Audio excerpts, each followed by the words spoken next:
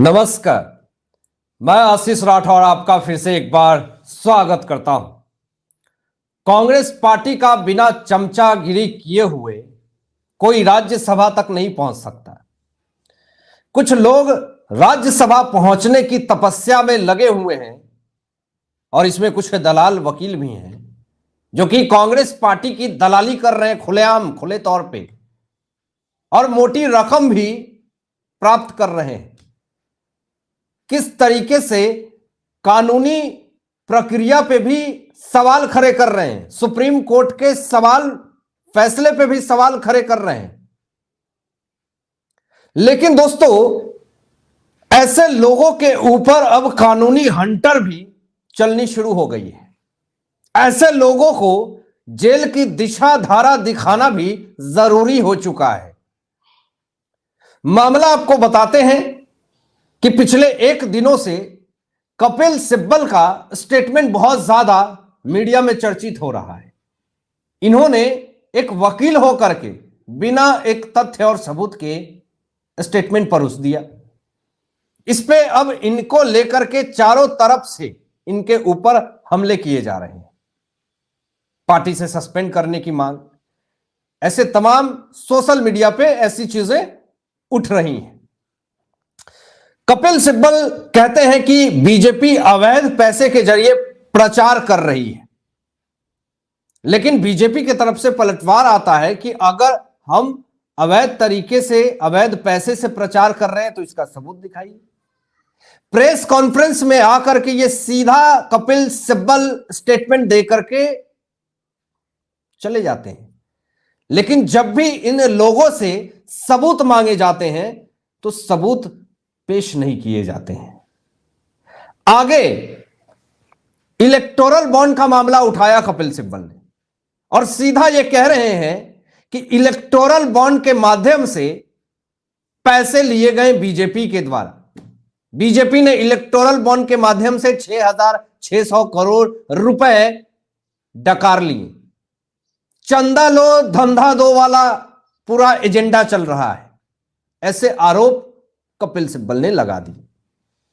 अब वही कपिल सिब्बल जो ये सीधा बेहिचक ये स्टेटमेंट देकर के आरोप लगा रहे हैं कि बीजेपी ने इलेक्टोरल बॉन्ड के माध्यम से अवैध पैसा इकट्ठा किया और प्रचार किए।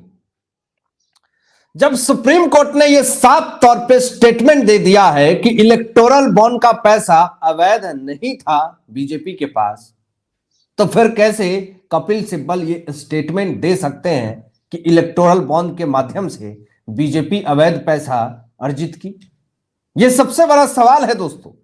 आगे यहां पर यह भी कहे गए सिब्बल के तरफ से कि इलेक्टोरल बॉन्ड द्वारा लिए गए बीजेपी द्वारा पैसा अवैध था, लेकिन सुप्रीम कोर्ट ने पूरी तरीके से इनको लतार लगा दी।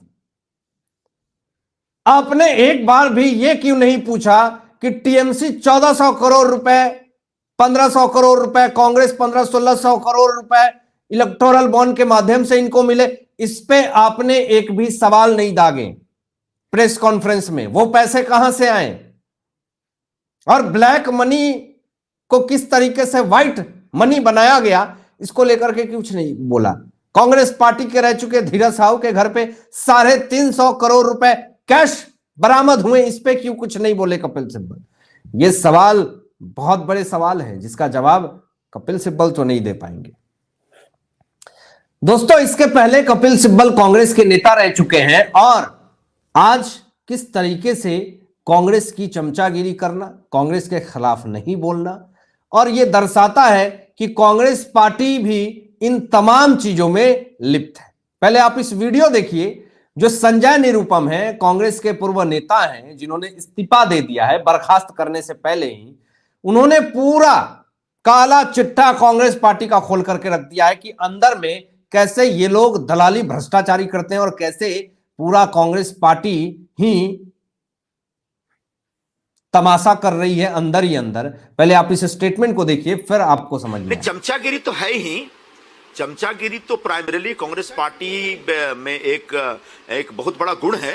और चूंकि हम कभी चमचागिरी नहीं कर पाए, इसलिए वहां का जो एक टॉप जो वो है जो बॉडी है उसमें कभी हम स्थापित नहीं हो पाए, क्योंकि हमसे ये सब नहीं होता, हम थोड़े स्वाभिमानी टाइप के लोग हैं। लेकिन वहां पर ऐसे ऐसे लोग हैं जिनके लिए सही वर्ड का इस्तेमाल कर रहे हैं, रूटलेस लोग हैं, और जिनकी लाइफ में एम्बिशन क्या है कि किसी तरह से राज्यसभा पहुंच जाया जाए, उसी की तपस्या में लगे हुए हैं, और उसी की तपस्या पूरी हो जाए उसी काम में लगे हुए हैं। तो ऐसे लोग, अच्छा बहुत सारे लोग इस समय कुछ लॉबी में ऐसे हैं जिनके पास कोई पॉलिटिकल अनुभव नहीं है, एक्सपीरियंस नहीं है, जिनका कोई पॉलिटिकल पहचान भी नहीं है, जिनका कोई पॉलिटिकल बैकग्राउंड नहीं, लेकिन अचानक चमचागिरी करके वो हाईकमान बन गए हैं।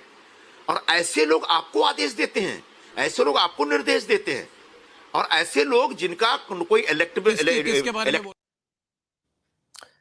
वो कांग्रेस पार्टी ये कैसे कह सकती है कि बीजेपी इलेक्टोरल बॉन्ड के माध्यम से पैसा, अवैध तरीके से पैसा ली है, जो खुद अवैध तरीके से पैसा लेने में माहिर हो, जिसकी खुद पार्टी चमचागिरी में संलिप्त हो, वो कैसे ये बात कह सकते हैं? और ताजुब इस बात का कि हाईकमान उनको निर्देश देता है जो मेहनत से गली मोहल्ले में घूम करके तपस्या करके आज वो नेता हैं, सांसद हैं या फिर विधायक हैं, उनको जिनके पास कोई एक्सपीरियंस नहीं होता, जिसको दिल्ली में अगर कहीं मुंबई में खड़ा कर दे तो जिसे कोई पहचानेगा नहीं, वो इंग्लिश बोल करके, जिसके पास कोई अनुभव नहीं है, उसको हाई कमान बना दिया। ये संजय निरुपम का बहुत बड़ा स्टेटमेंट है। और ये भी कहा इन्होंने कि सब कांग्रेस पार्टी में निकम्मे लोग हैं, चमचागिरी इनका परम गुण है कांग्रेस पार्टी में। अब ये इतनी बातें सुनने के बाद अब बताइए कि कौन इस पार्टी में ज्वाइन होने की सोचेगा, जिसमें इतना बड़े लेवल पे टीम लीड नहीं किया जा रहा। स्थिति पूरी तरीके से खराब है। और देखिए आज एक तरह से चमचागिरी ही तो करने का काम कर रहे हैं कपिल सिब्बल, कांग्रेस पार्टी का, कांग्रेस पार्टी के फेवर में बोल रहे हैं, उनके खिलाफ नहीं बोल रहे हैं। ये कहते हैं कि इलेक्टोरल बॉन्ड के माध्यम से जो पैसा मिला वो अवैध है बीजेपी का। अगर बीजेपी के किसी नेता के ऊपर कार्रवाई नहीं हुई है, कोई जांच एजेंसियां, ED, CBI, income tax department ने अगर अभी तक छापा नहीं मारा, कोई जांच एजेंसियां इनके घर तक नहीं पहुंची बीजेपी के किसी भी नेता के घर पे, तो इसका मतलब इलेक्टोरल बॉन्ड के माध्यम से जो पैसा आया है वो अवैध नहीं है। इससे तो यह साबित हो जाता है कांग्रेस पार्टी का क्यों खाता फ्रीज हुआ। अवैध पैसे थे, दलाली वाला पैसे थे, इसलिए फ्रीज किया गया। लेकिन आप सीधा अपना एक एजेंडा सेट कर लेते हैं और सीधा आरोप बीजेपी के ऊपर लगाना शुरू कर देते हैं बिना कोई भी तथ्य के और बिना कोई सबूत के। दोस्तों यहां पे सिब्बल यह भी कहते हैं कि इन्फोर्समेंट डायरेक्टरेट, सीबीआई और इनकम टैक्स डिपार्टमेंट जो है वो बीजेपी की है, इसलिए कोई भी कार्रवाई बीजेपी के नेताओं पे नहीं होती है। मैं आपको ऐसे 75 एग्जाम्पल बता दूंगा दोस्तों, जो कि बीजेपी के नेता रहे हैं, लेकिन वो नेता कैसे रहे हैं जो विपक्षी दल से ही उठ करके बीजेपी में शामिल हुए हैं, उन लोगों पे भी कार्रवाई हुई है। ये देखिए नन क्रीमी लोग किसी तरीके से बहरूपिये के रूप में बीजेपी पार्टी में घुस जाते हैं और उसके बाद उनका जो कहते हैं आदत, पुरानी गथा, आदत जाने वाली है नहीं। आप ईमानदार पार्टी में जुट जाएंगे इसका मतलब ये नहीं कि आप ईमानदार हो गए।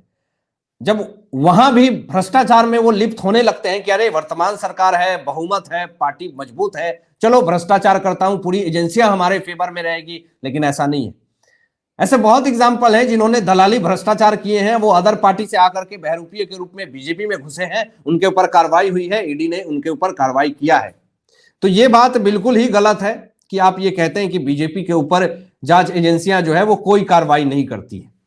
दूसरी चीज कि आप ही वो थे जो राम मंदिर के खिलाफ सुप्रीम कोर्ट में जाकर के खड़े हो गए थे और आपने राम मंदिर को काल्पनिक साबित करने के लिए आपने ना जाने कितना एजेंडा किया था। आर्टिकल 370 हटाए जाने का विरोध आपने किया, लेकिन कुछ हुआ। तो बीजेपी पे ये जो इलेक्टोरल बॉन्ड मामले में कि अवैध पैसे लिए गए हैं इलेक्टोरल बॉन्ड के माध्यम से, ये आप तो साबित नहीं कर पाए। जो ये सवाल आप बीजेपी से पूछ रहे हैं, कुछ सवाल टीएमसी, डीएमके और कांग्रेस से भी पूछ लेते और अन्य विपक्षी दल पार्टियों से भी पूछ लेते तो शायद आपके ऊपर ये टैग नहीं लगता। आपने भी बहुत सारे विवादित केस कांग्रेस को लेकर के लड़े हैं और खूब पैसे कमाए हैं, तो ये तो हर कोई जानता है।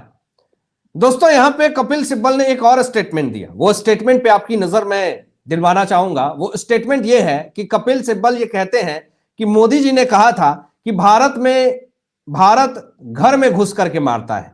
मोदी जी ने यह स्टेटमेंट दिया था एक रैली में। तो आगे कपिल सिब्बल कहते हैं कि चीन घर में घुसा तो आपने घर में घुस करके मारा, लाल आंख दिखाई, क्या ये कल का भारत था? कपिल सिब्बल ने यह स्टेटमेंट दिया। जरा कपिल सिब्बल जी को कहना चाहेंगे कि कोर्ट के बाहर भी एक दुनिया है, उस कोर्ट के बाहर की दुनिया को देखिए, और उस कोर्ट के बाहर की जो गाथा है, दुनिया है, वो शायद आपके समझ से बाहर है, क्योंकि आप कानूनी दाव पेच प्रक्रिया में लगे रहते हैं। लेकिन एक कोर्ट के बाहर की दुनिया को शायद आप उतनी बारीकी से नहीं समझ पाते हैं जो एक ईमानदार नेता, देशभक्त नेता समझ सकता है। दोस्तों आप ये प्रूफ कीजिए, जो ये बात आप कह रहे हैं कि चीन घर में घुसा तो आपने घर में घुस करके चीन को मारा, तो पहले तो आप ये प्रूफ कीजिए कि मोदी सरकार में चीन जो है वो हमारे घर में घुसा है। फिर आपसे ज्यादा हमें अपने सेना पे भरोसा है, ना कि पप्पू की बकवास पे, जो कि रैली में दिन दहाड़े मोदी सरकार के ऊपर कुछ भी अनसन भन आरोप लगा देना जिसका कोई आधार नहीं होता है। वैसे तो कांग्रेस से बड़ा दुश्मन इस देश के लिए कोई है ही नहीं। बीजेपी जिस तरीके का स्टेटमेंट देती है, इससे तो यही पता चलता है। तो अपनी ही बयान में कपिल सिब्बल पूरी तरीके से फंस गए हैं, और राज्यसभा से सस्पेंड करने की ये जो मांग है, जो उठ रही है कि ऐसे ऐसे लोग क्यों ऐसा स्टेटमेंट देते हैं, देश को तोड़ने का काम करते हैं। हालांकि आप क्या सोचते हैं दोस्तों, इन तमाम मुद्दों पे अपनी विचार व्यक्त कीजिएगा, और ऐसे ही लेटेस्ट अपडेट पाने के लिए चैनल को सब्सक्राइब करके बेल आइकन प्रेस कर लीजिएगा और अपने दोस्तों में शेयर कीजिएगा। Thanks for watching my video. जय हिंद, सत्यमेव जयते।